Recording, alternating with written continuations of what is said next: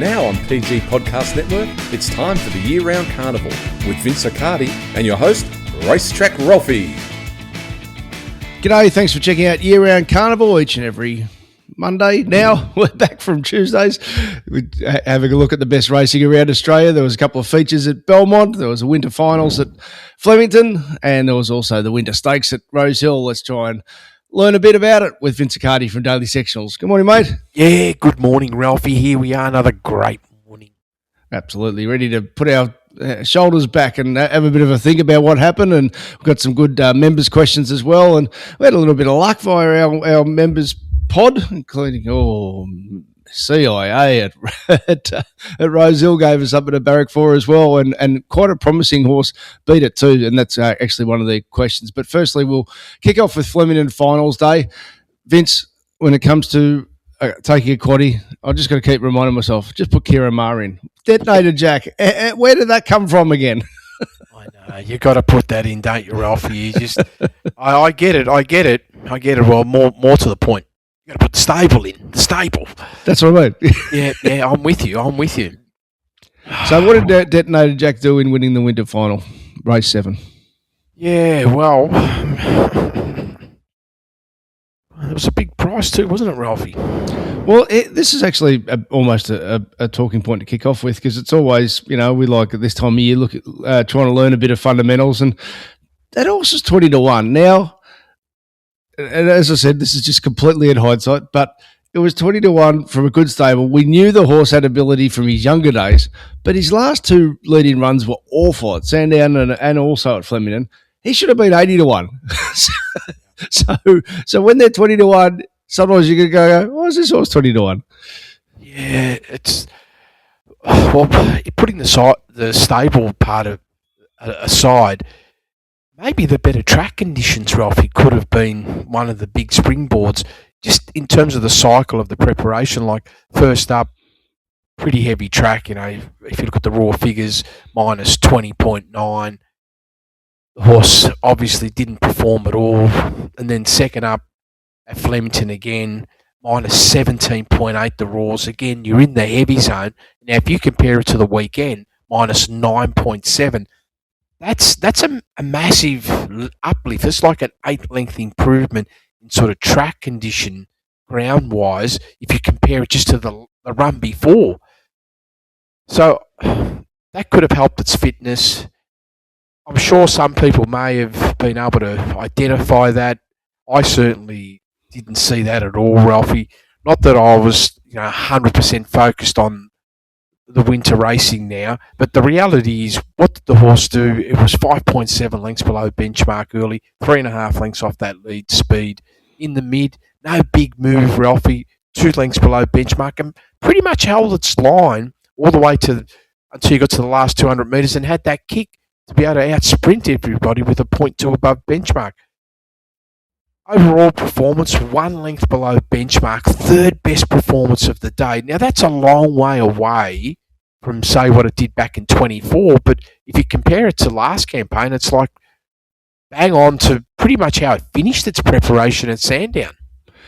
I guess it also showed that a few just didn't turn up. El Duca, I mean, when you're winning times minus 1 length below benchmark, the race is there for the taking. And as I said, Jimmy the Bear, I mean, minus 4.2, he's a beauty normally at this time of year, but he just didn't turn up either.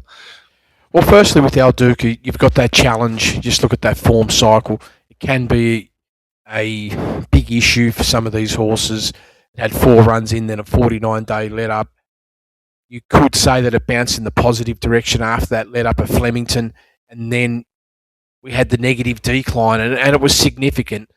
6.1 lengths below benchmark overall performance. In terms of where the horse was through the first 2 sections, it was absolutely in a great position, if good enough to win. But then you look at that last 400, and it's just a big drop-off and a sign that the horse has sort of trended in the wrong direction, like it's done for the campaign, technically speaking. Yeah, and also, I mean, there was that enforced stable change, which I assume didn't help. I mean, whenever that, in the end, they're also edible. So who knows if I know it wouldn't have made much difference fitness wise, but it probably didn't help under that circumstance. As I said, it was winter finals day. Banjo Series final was race 6. Highland Blaze won it. We've got a question here from Tom. How about them Demons? Yeah, okay, I'm happy with that, as is Tom. But I've got a question for you first with. The ground made up metric here. If the leader at the 800 capitulates and their last 800 time is poor, does that inflate the ground made up score for other horses? And then we'll get to Highland Blaze. So, just give us some more, more information about the ground made up situation. Well, the challenge is no matter what, Ralphie, the ground made up, you have to make that ground up, whether you're running fast or slow, no matter what. So, from that perspective, it's always a big ask, and it's in some aspects it's a little bit like the mid-race squeeze. Of course, if you're doing it off very soft tempo, there's so much you can move in the middle. Distance-wise also plays a big role. What distance is it at? And the reality is here, like if you look at, let's say, Highland Blaze, for instance, 22.7 lengths below benchmark first split time. Now, if you put it where the leader was, which was 16.9 below benchmark, pretty much 6 lengths off the leader, just inside it. The mid-race squeeze was 23.7, and then you look at the ground made up, it was 8.2. Pretty significant if you look at those metrics in isolations and you don't take into consideration how slow they went. Doesn't matter personally if you go really slow. When you start to put in a 5 seconds to 6 seconds range sprint between the 8 and the 4, it's going to be taxing, and that also makes it taxing for the ground made up. But the reality is, the way I look at it is, the horse at the 800 was about 6 lengths off him. Now you look at the ground made up, it was 8.2 overall. So I feel in terms of work effort, the horses had to put in another couple of lengths over and above of real work effort. So that's probably the way I would look at it from that perspective. And then I also look at the other angle and ask, just when you look at the history of the horse, that, looking at it, Ralph, is the second biggest ground made up for Highland Blaze. I guess further franking how tough the run was. Now, in terms of mid-race squeeze, the horse had a few mid-race squeezes that were in excess of 20 lengths. And this is all drawn by, number one, long distances, number two, very slow pace. He's an interesting horse because he changed stables about 18 months ago, and this Shane Jackson, he's a good trainer. I'm really starting to notice him getting lots of winners. This horse in its lead-up was just an absolute no-out train wreck as far as trying to get a run. And then on Saturday, he really had the perfect run in transit, and he looked the winner a long way out. Yeah, well, he's probably going to win some really solid hurdle races now at this time of the year, because that's probably, I would suspect, where his destiny is. And he's ready now. I mean, when you do that sort of performance on the flat and you break benchmark for the last two splits, that's usually a pretty big signal. Not that I sort of focus on hurdles anymore, but when I used to, I always look for these type of profiles of horses that can run superbly on the flat, because they're usually dominant when it comes to hurdle racing. Now, I don't know, maybe they won't be doing that, but it just looks that way. Yeah. Now, as far as the sprint was concerned, I was watching it thinking, Daniel Stackhouse, what are you doing? Please do something on the third horse there, which was De Bergerac in race 5, and your numbers have come through, and Daniel Stackhouse should have got moving a lot earlier in race 5. Yeah, well, I mean, the first thing that freaked me out was the tempo. That's what I mean. Yeah, almost 15 lengths below benchmark. The leader's going 14.6 below. So hang on. I just want to stop there. So this is, what do you got here? 1,359 records at Flemington 1,200, and the leader's going 14.6 lengths below benchmark. That would be a record, nearly, surely. Well, they must have been mistaken. They almost thought they were in a staying race. Seriously, and the same goes in the middle. Yes. The middle, the average speed in the mid was 9.3 lengths below benchmark. I'm just asking myself, well, the grounds can't be that bad, right? Yes. And then you can see they left everything for the last 400, and the kickdowns were good.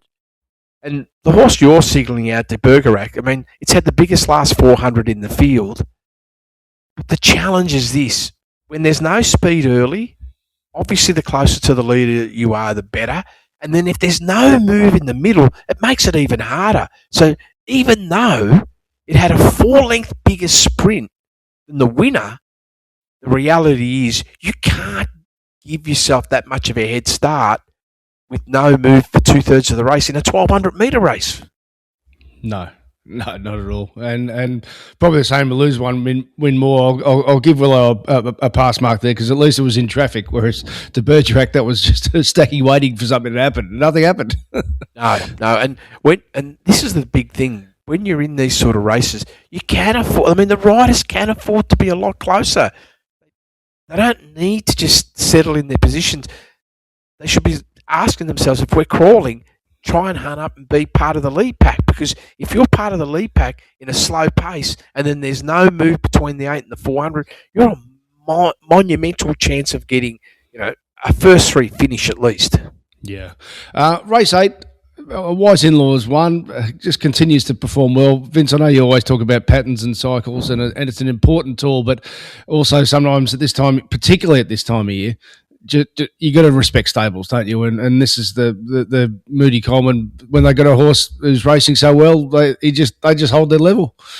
You have to respect it, and there's always that other adage, Ralphie, that when you've got wet conditions, if you're very, very fit, it's going to help you, particularly if there's some pressure in a race where you're going to have to run. And like this race here, for an example, if you compare it to the other sprint, here they're going 3.4 lengths below benchmark, Ralphie. Like, it's 11 lengths quicker. And it's almost 7 lengths quicker in the mid. So, compared to the other race, that just tells you how much tougher this race was. And again, when you're in this situation with the ground conditions, as crazy as it sounds, that's where you want to be. You don't want to be too far off that lead pack. You want to be in the strike zone because everybody's going to be out of petrol over the last 400. No doubt. Let's have a look at Rose Hill. How did Rose Hill track play? Rose Hill. I thought it played pretty well, Ralphie, in the sense of ground condition-wise. When you sort of look at it, you can pretty much be confident that was somewhere on or in that S5 zone, firstly. And then when you look at where the winners come, most of the winners came from midfield back. Of course, where you position yourself lane-wise plays a big role. But the reality was that if you were a leader or you're on pace, it was going to be difficult for you. I would say that the absolute comfort zone was probably that 3 to 6 lengths from the leader.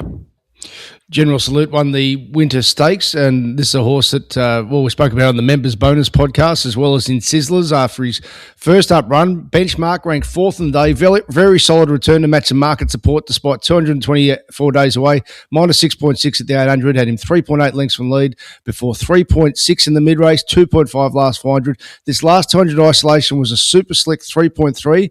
Daily rankings confirmed it with the best last 400, 200 a day. That's the 4th time he's produced those closing splits, and his 1.2 to 1.4 range says he's got a winter stakes race in him if he remains sound, whether here or back into the Queensland Carnival. Sound wet track indicator 6.5 says this ground is no issue. His CV says 1,200, 1,400 is his sweet spot. He got beaten in his lead-up, but on Saturday he really turned up and produced, and the odds were fantastic.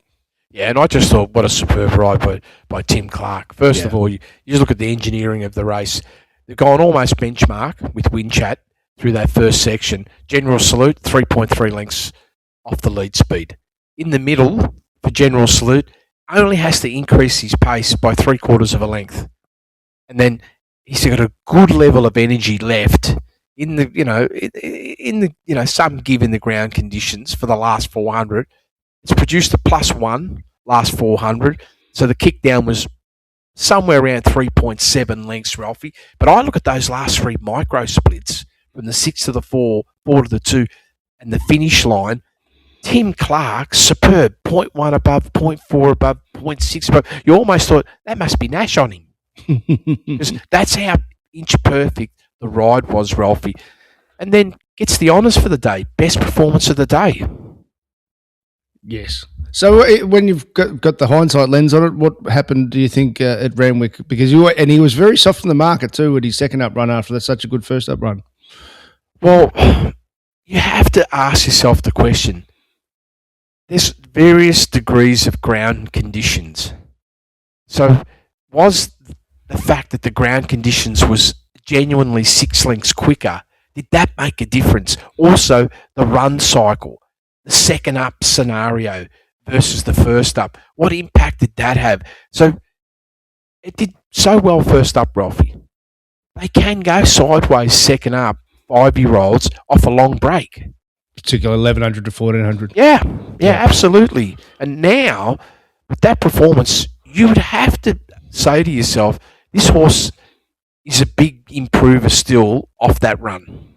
Well, one of the more exciting horses leading into the meeting was Umalong until the betting started, and then it drifted and drifted and drifted, and they ended up getting out to a fantastic price. There was a big go for Kotor, and we last week on the pod gave a huge rap to the trial performance of CIA. Now CIA loomed, but Umalong put him away, so that's his second impressive looking win. Both times, not a lot on the clock. Bruce has asked, I'm just getting his question here. Firstly, splendid work on the Sunshine Coast of the Quaddy. God bless Arabian Rose. So good man there, Bruce. Pod question, did we unearth a spring potential star in Umalong? How the results stack up against the other 2-year-old, in quotation marks, star performers of the year as they transition to a 3-year-old season? Looked excellently. I also note the second horse was a great place special from last week's Group 1 bonus. So we do see horses emerge at this time of year, but at the moment he isn't doing a lot on the clock. But again, I suppose you wouldn't take into account the ground made up, and he's doing what he has to. Yeah, and hard to fault. All you can do is put yourself in a race and win under the circumstances. Now, if you look at this setup here, the speed was good for 1100, like really good, Ralph. I mean, they've gone half above benchmark, and Umalong is going 4.8 below. So you are on the back end of that, even though the track played midfielders back markers advantage. The reality was it was still travelling 4.8 lengths below benchmark, giving the leader 5.3 lengths head start. CIA is in the opposite position, pretty much trying to stalk the leader, going 0.6 below. The big key here, in my view, was the mid-race move. Umalong's only increased its pace by 1 length between the 8 and the 4. CIA has had a heavy slowdown, which is a big negative, like a 5.5 length slowdown. I'm trying to still work that out, Ralphie, but that's big. And why that happened is because the pressure was probably too much up front and the riders were aware of it. Even though the leader was already starting to sort of give, the reality is it forced the race to slow in the middle. This did help Umalong, no work. And then I look at the last 200 and 400 metres. Umalong, pretty much from the 6 to the 4, going from 2.1 to 1.8. Not really any move. Last 200, 0.4 below, a 1.4 length increase. Probably at the right part of the race, but the horse could not have got it any softer than that. CIA actually did reverse its slowdown, which I thought was significant, to go from pretty much 3.2 lengths below between the 4 and the 2 to 2.2 below. And that 5.5 length slowdown, in my view, Ralphie, is easily worth the margin that it got beaten by of 1 point. Well, the MPS margin of 1.4. One of the things I've learned through working with your numbers is that good jockeys, when they've got a horse under a hold at the top of the straight, often it's because there's an unusual race shape. And I'm saying this because I thought that was the case with Adam Hieronymus. And you think, gee, he's got a big stranglehold on this, but now you've just explained via your numbers, he's stuck in a slowdown. Like, it's not his fault. It's the leader's compounding. And that's why he's got it under a grip. He actually knows that it's a bad momentum situation for the horse. Absolutely. Now, if the leader was still trying to push through that middle stages or had just gone that half length, 1 length slower through the first section, you have a different scenario coming into the last 200 and 400 metres of the race, and all of a sudden, I'm not so sure, and I'm not putting any knocks on Umalog, but I'm not so sure that it wins the way it did. Well, I think we can follow CIO with a bit of confidence now. Yes. He's trialled so well that we identified in the members bonus pod. He's now raced well, so he's I think he's going to be finding a win shortly. Anthony's asked, can you and Vince consider putting together a package for rail and track buys for metropolitan tracks in Melbourne and Sydney? I noticed this is a bonus for recent Brisbane packages, and I'm sure there'd be plenty of interest in such a package. So, Vince, this is your area via daily sectionals, and it's something that you're really diving deep into at the moment, isn't it? Ralphie, well, with the, I'm sure in the coming weeks we'll have more discussion, but we've got so many additional tools now to work with that are going to make a whole range of things possible, particularly for the things that we're going to have coming up, Ralphie, with the podcast packages and other things that we do, that we're going to be able to incorporate a range of additional tools, not only to give us better insight, like what you just mentioned, but also to help us with a range of other factors when we're looking at the key runners on race morning, to help us to navigate to potentially, like everything is all designed, can we make more money, right? Or lose less? I mean, that's all it's about, right? So yep. I'm with you with that part, and definitely we will be in that sphere of putting a package together. That not only that, Ralphie, been doing a lot of work in the background, helping some track managers with specialised reporting, where we do a whole range of lane convergence data that we look at to get a better understanding, like where the drifts are, who was really disadvantaged or not advantaged, how that track played, not just only over the last 200 and 400, but also between the 600 and the 800 metre mark, looking at all this sort of intel and then putting the overlay over the top against the history to sort of give us more franking. Are we trending better or worse in terms of ground performances, and really trying to find out with a bit more detail which horses were genuinely impacted, to help us, like, with the products that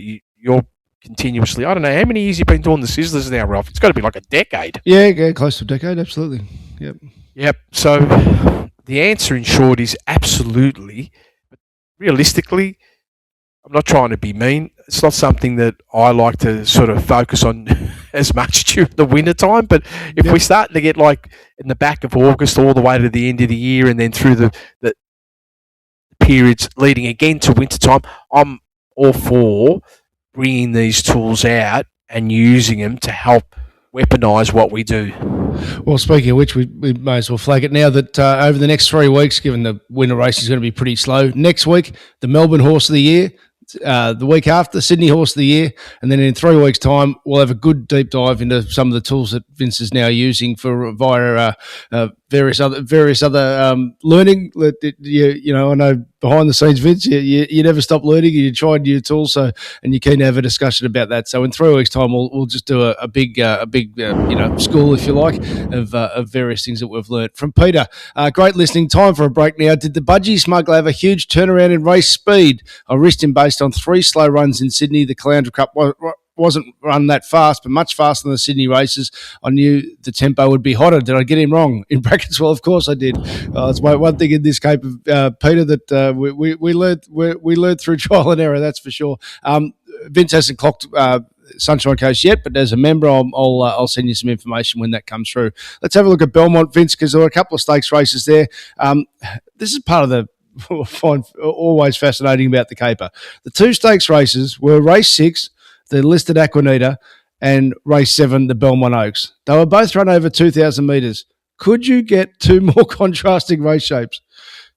Oh, I don't get it. I don't get it. You know, initially, Ralphie, when I was doing the work on Belmont, I said to myself, it must be something wrong, right? Because race 6, 16.5 lengths above benchmark, and race 7, 18.3 below. But I go to the markers and I go, no, everything's like on point.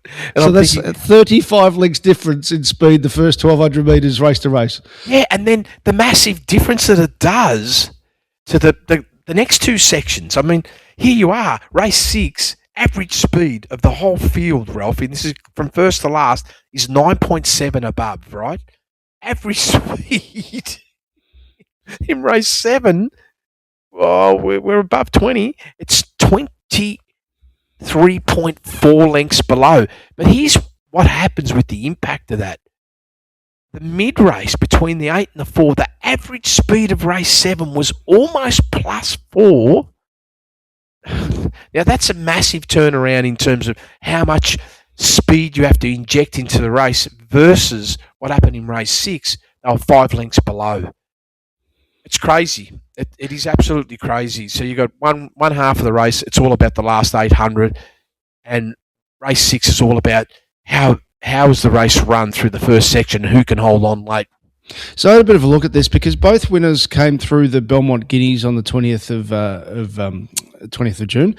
Hot and High, that's really been a super informed horse. And so, okay, they're contrasting, but let's talk about each of them. West Bound is a horse that we actually spoke about in the members bonus 2 starts back. Was a nice fourth, bit of a sideways run, but this type of performance, and how often do we say under real heat you get to see what's under the bonnet? He's a potential Perth Cup horse, is he? Yeah. Well, you always have to say to yourself, no matter what, when you come out of fast run races, they're very dangerous horses about their capabilities. Because to do what this horse did, not only from the mile run, where it went 2.8, the horse has gone up 400 metres in distance and actually increased its race speed by almost 5 lengths. That on its own is significant, but the bigger part of the story is this, is when you look at the moves in the middle, in that mile race at Belmont, it's gone from 2.8 above to virtually benchmark or 0.1 below. On the weekend, it was 0.4 below. So the horse is not only going 5 lengths faster, the difference in the middle was virtually identical. And then the big factor, and this is now answering your part of the question, is I look at that last 400, the de-acceleration race to race with a 400 metre distance was only 3 lengths, which means, goodness me, if this horse had a race coming up and it's run 4 or 5 lengths slower, you can be highly confident the finish is going to be so strong for this horse, particularly now that it's sort of tasted that medicine of what I consider to be true pressure for a 2,000 metre race. Yeah, this horse has got huge upside, Ralphie. It'll be interesting how some of these back up, actually, because, if there's some staying races to come and they all of a sudden get a walk, they could be dangerous. Yeah, who knows? It might be end of prep with a couple. But conversely, the winner, Ladies Pro, Chloe Has a Party rode it in its lead-in run when it was 5th in the race, got well back. Pikey's ridden it previously, weaved an absolute miracle on the 16th at Belmont, and then on Saturday, really sharp turn of foot late. And this is what I want to ask you, because as you've said, it's such a slow tempo, but there's a bit of a line chaser in 2 very big sections, including finishing with the best last 400 of the day at the end of 2,000 metres. We rarely see that. Number one, it's a filly. Put it this way. People, when they're always looking to try and buy horses, this is, maybe you can't buy a horse like this, but Ladies Pro and Westbound, they're 2 horses that people should be trying to chase to buy and bring over to Victoria to race, or even Sydney for sure, because they've got huge upside. But Ladies Pro, it's always difficult to understand when they go so slow, how much do you have to adjust for how big the finish is. So, of course, if you get into a future race and you run distance, number one, the horse demonstrates that it's got absolute staying capabilities. Because if you could be so relaxed, like hurdle speed, and then put down these big finishes, you've got a stayer in the making, without question. The only challenge is, what does it do to a horse when you have to go 20 lengths faster? Can you still maintain that pace over the last 800 metres? If you can, you have an elite horse. And the reality is, it's so lightly raced, it's impossible to say that you won't have one, because when I look at the profile of this horse, there is a scenario like you have to go right back to its second lifetime start and its third lifetime start where there's no speed. And what I mean by no speed, for a shorter course race, 8.5, 9 lengths below benchmark. So not dramatic, but excellent moves in the middle and powerful finishes that are in excess of 5 lengths above benchmark. So the horse is showing that it has capacity to still produce a big sprint off a soft tempo. But this one's pretty extreme. So I'll put it to you like this. What would the horse have done if it had to go +6 or 7 like they did in the other race? What would have happened? Would have had that finish? Obviously unlikely, but the reality is it's a horse with tremendous upside. And the stable? They're maestros, Ralphie. They absolutely are. So I don't think either can be bought. I've just had a look. One's Bob Peters and the other one's got about 50 owners in it. So they're always the hardest ones to be bought. But we can make money out of it. The carnival coming up. I think both those horses they're going to be players later in the year. We'll leave it there. There's another horse at Belmont that I think we found Charino last start, and it won at Super Odds last week. I think I've got one from the members bonus. I've also got some trialers that I think I really want to talk to you about, Vince. And I think hopefully there's a little bit of coin there to be made as well. So we'll do that for the members bonus. If you want to become a member, just click through the links on my website, racetrackralphie.com.au. For as little as $5 a month, you can get best of the day and support the fact that we're corporate bookmaker ad free. And our Group 1 members for $25 a month get our bonus podcast most weeks of the year, including at the moment. We thank you for listening to Year-Round Carnival. All of Vince Cardi's work via dailysectionals.com.au.